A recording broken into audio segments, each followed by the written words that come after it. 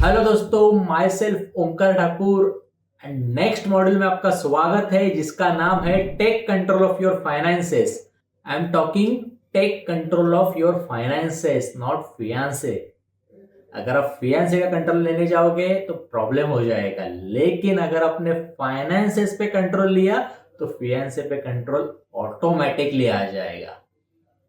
Yes, तो इसी तरीके से हम लोग शुरुआत करते हैं। अभी आप बोल रहे होंगे कि ये बहुत हो गया आपका, ये बहुत आपने मतलब वीडियो पे आमने सामने बात करके बहुत पका दिया रहेगा। लेकिन अभी से हम लोग थोड़ा सा कॉन्स, थोड़ा सा मैथ्स, थोड़ा सा कैलकुलेशन करने वाले हैं इस मॉड्यूल से लेके एंड मॉड्यूल तक।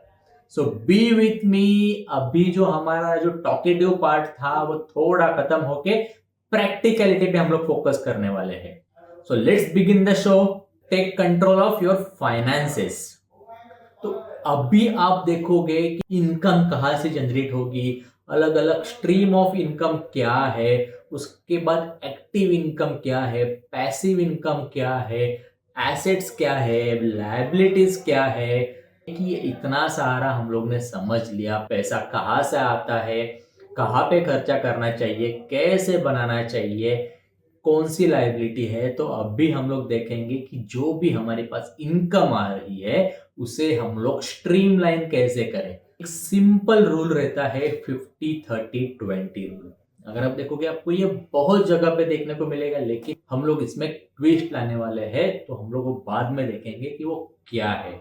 50-30-20 रूल क्या कहता है वो देखने से पहले मैं आपको एक एग्जाम्पल के तौर पे बताना चाहता हूँ कि आपने आपकी जिंदगी में जरूर देखा होगा कि टू टाइप्स की फैमिली रहती है। जो अंकल ए रहते हैं और अंकल बी रहते हैं। अंकल ए का क्या रहता है सिनेरियो कि अंकल ए की सैलरी जो है वो है 2 लाख रुपीज, लेकिन वो रहते हैं एकदम सादे सीधे कपड़ों में। उनके बच्चे जो है वो एकदम नॉर्मल ड्रेसिंग में या फिर मतलब नॉर्मल सैंडल्स में रहते हैं, कभी कोई मतलब शोर शराबा नहीं।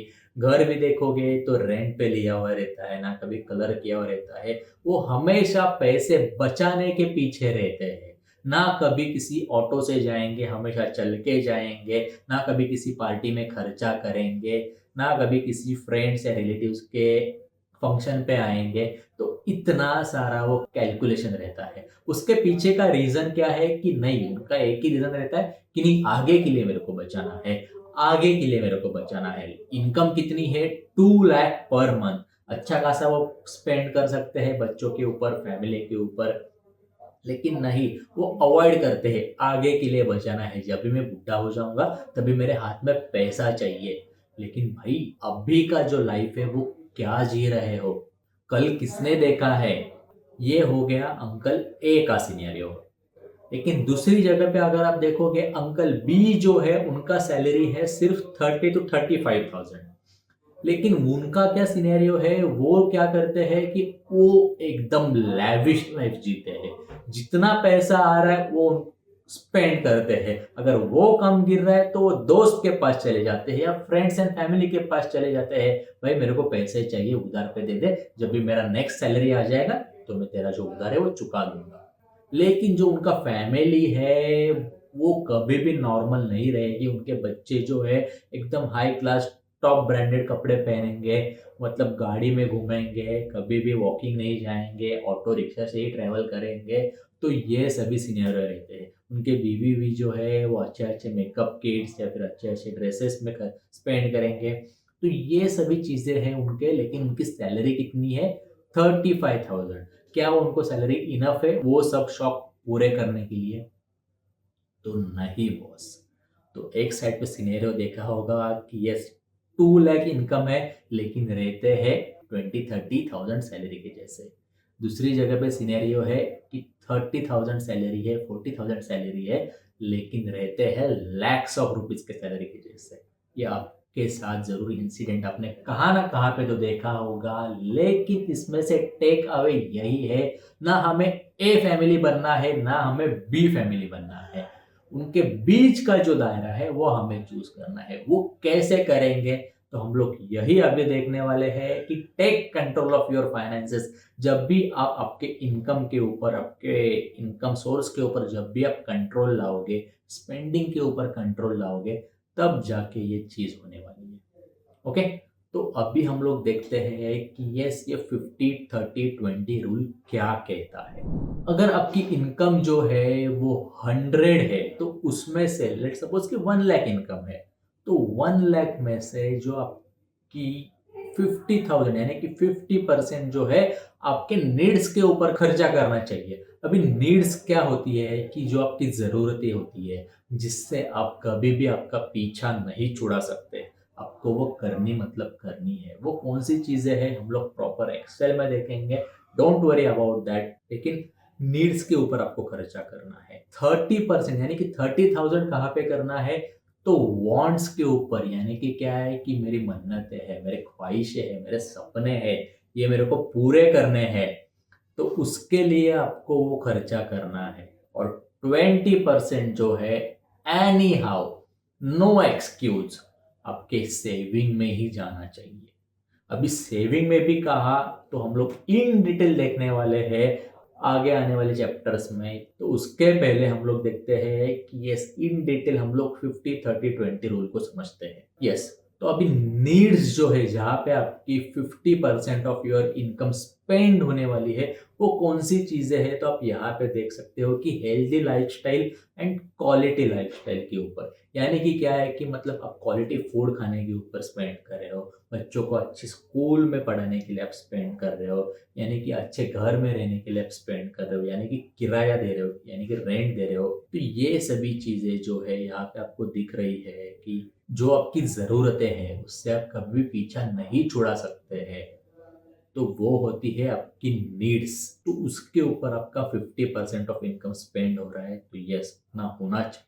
आपकी जरूरतें हैं वो 30% ऑन वांट्स। वांट्स यानी कि क्या, तो 30% वांट्स यानी कि मेरी ख्वाहिशें है, मेरी मन्नतें हैं कि भाई मेरे को ये चाहिए, ये मेरा सपना है। जरूर आप आपके सपने को पूरा कीजिए, लेकिन क्या है कि वो जो आप सपना पूरा करने के लिए आपकी जो इनकम का एक कुछ हिस्सा है ना 30%, वो साइड में रखिए। अभी आप मतलब वांट्स क्या चीज़ें है कि जैसे कि आपको गाड़ी खरीदनी है, बड़ा फ़ोन खरीदना है, ट्रिप पे जाना है, फैमिली को वैकेशन पे भेजना है, मम्मी-पापा को वैकेशन में भेजना है, जो उन्होंने जगह कभी देखी नहीं थी इतने सालों में, उनको वहाँ पे भेजना है, या फिर खुद को फैमिली के साथ ट्रिप पे जाना है। इसके लिए 30% आपका बचाना ज़रूरी है। कभी आपको अच्छे खासे रेस्टोरेंट में जाके खाना खाना चाहिए, तो ये 30% जो आपके वांट्स है उसके ऊपर आपको सेव करना चाहिए। अभी आप देखोगे कि लेट्स सपोज कि यस आपको खुद को एक दुबई ट्रिप पे चले जाना चाहिए। ट्रिप का पैकेज जो है वो 1.5 लाख के आसपास आता है। तो जो 1.5 लाख का जो पैकेज है, तो अभी आप बोलोगे कि ये आप क्या बात कर रहे हो। आप बोल रहे हो एक जगह पे कि 1 लाख का जो सैलरी है उसमें से 30% ही आपको सेव करना है, 30% ही आपको वॉन्ट्स के ऊपर स्पेंड करना है। और आप बोल रहे हो कि 30,000 में मैं दुबई ट्रिप पे कैसे चला जाऊँ। तो जब तक आपका वो 30 या 15-15 करके 30 में से पूरा का पूरा नहीं बोल रहा हूँ कि आप दुबई ट्रिप पे स्पेंड करें। अगर मैं आपको बोल रहा हूँ कि आपका सैलरी 1 लाख है तो उसका 30% वॉन्ट के लिए जाना चाहिए, यानी कि क्या 30,000 रुपीज आपका वॉन्ट्स के लिए जाना चाहिए। उसमें से भी 15,000 जो है तो आपका एक ड्रीम है कि मैं दुबई घूम के आऊँ, तो 15,000 आपका दुबई ट्रिप के लिए आपने सेव करके रख रहे हो। तो दुबई ट्रिप का अगर आप देखोगे 1.5 लाख का पैकेज है, तो वो 1.5 लाख कंप्लीट करने के लिए आपको कितना महीना सेव करना पड़ेगा, तो 10 महीना आपको सेव करना पड़ेगा, तब जाके आपका 1.5 लाख कंप्लीट होगा। तो जब तक आपका 1.5 लाख सेव नहीं होता है 10 महीनों में 15-15-15 करके, तब तक के लिए आपको वो पैसे बचा के रखने हैं। तब तक के लिए आपकी जो ख्वाहिशें है वो रोक के रखनी है। आप बोलोगे कि नहीं मैं नीड्स से एडजस्ट करता हूँ, मैं सेविंग में से एडजस्ट करता हूँ। नहीं बॉस, इसके लिए ये रूल है कि वांट्स यानी कि क्या, कि जहां पे आपको स्पेंड करना है लेकिन आपके ख्वाहिशों के ऊपर। तो ये हो गया 30% स्पेंड ऑन वांट्स। ये भी चीज हम लोग इन डिटेल देखेंगे। जितने भी हमारे ख्वाहिशें हैं आपको एक्सेल में डाल सकते हो और वो मतलब इन एंड आउट आपको कैलकुलेशन मिल जाएगा। 20% नीड्स हो गई, वांट्स हो गई। अभी बारी आती है सेविंग की। अभी टाइम है सेविंग का। जो पैसा आपको एसेट्स बना के देगा, जो पैसा आपको पैसा कमा के देगा, जिस पैसे से आप और ज्यादा पैसे कमा सकते हो, वो है सिर्फ और सिर्फ 20%। लेकिन कंडीशन अप्लाइड की जो 20% मैं यहाँ पे आपको बोल रहा हूँ, वो पूरे शिद्दत के साथ आपको यहाँ पे सेव ही करने हैं। अगर आप बोलोगे कि नहीं भाई, 20 में से जो है मैं थोड़ा सा वॉन्ट्स के लिए दे देता हूँ, 20% थोड़ा सा नीड्स के लिए दे देता हूँ, यहाँ से एडजस्ट करता हूँ, वहां से एडजस्ट करता हूँ, नहीं चलेगा। इसके लिए मैं आपको बोल रहा हूँ कि take an oath with me, मेरे साथ एक प्रतिज्ञा लीजिए, मेरे साथ एक मतलब प्रॉमिस कीजिए मेरे को अभी यहाँ पे बैठे बैठे। अगर आप ये नहीं कर रहे हो तो ये कोर्स भी मत देखो, जितना भी आपने देखा है अभी तक वो सब कुछ भूल जाओ, कुछ भी इसके आगे फाइनेंस के बारे में देखो मत, अगर आप ये चीज नहीं कर सकते हो तो। Make promise to yourself, take an oath, दिल पे हाथ रख के कीजिए, जो मैं बोल रहा हूं वो मेरे पीछे दोहराइए। माई सेल्फ ओमकार, मैं मेरे दिल पे हाथ रख के पूरे शिद्दत के साथ खुद को ये वादा करता हूं कि जितने भी मेरे इनकम का 20% रहेगा, वो मैं सिर्फ और सिर्फ सेविंग में ही डालूंगा।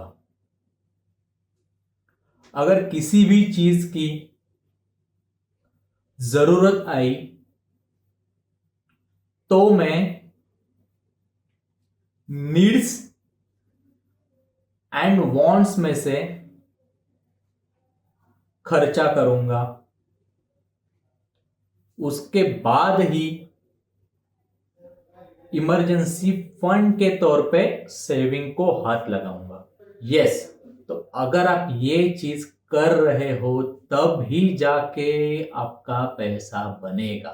अदरवाइज जो भी आप सीख रहे हो उसका कोई भी मतलब नहीं है। मैं यही बोल रहा हूं कि अगर आप ये नहीं कर सकते हो तो यहाँ पे स्टॉप कीजिए, कुछ भी इसके आगे देखिएगा मत। अभी आपके दिमाग में एक सवाल आया होगा कि ये 20% अब जो बोल रहे हैं वो बचा के हम लोग क्या करेंगे, ऐसी वो कौन सी चीज करेंगे।